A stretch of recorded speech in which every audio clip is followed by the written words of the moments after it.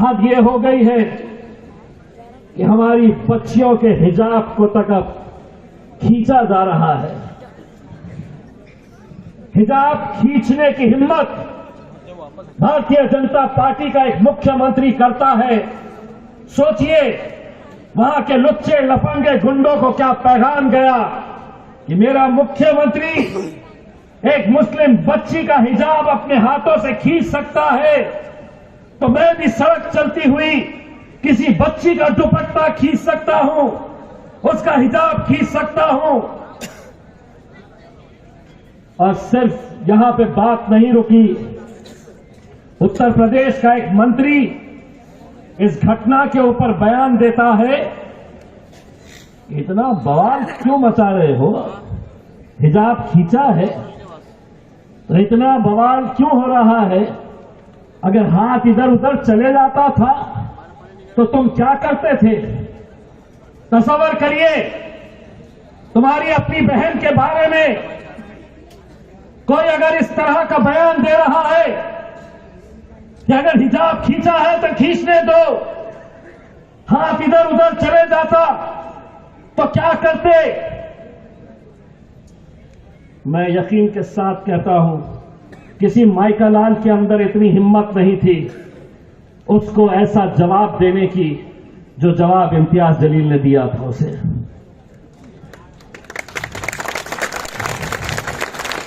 उसने जब कहा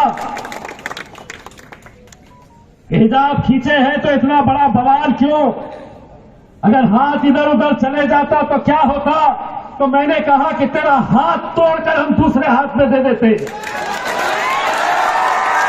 दस्तूर की ताकत, देखिए आवाज हमको पूरे महाराष्ट्र में पहुंचानी है। ये दूसरी गलत।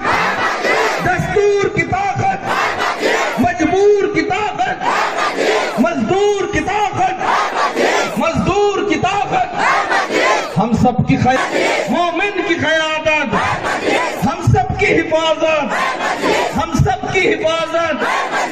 यह काम आपने बहुत रोशन की दलील। देखिए आवाज दूसरी गली तक गई है, महाराष्ट्र तक पहुंचाना है। जोर से बोलिए मेरे साथ, रोशन की दलील, रोशन की दलील।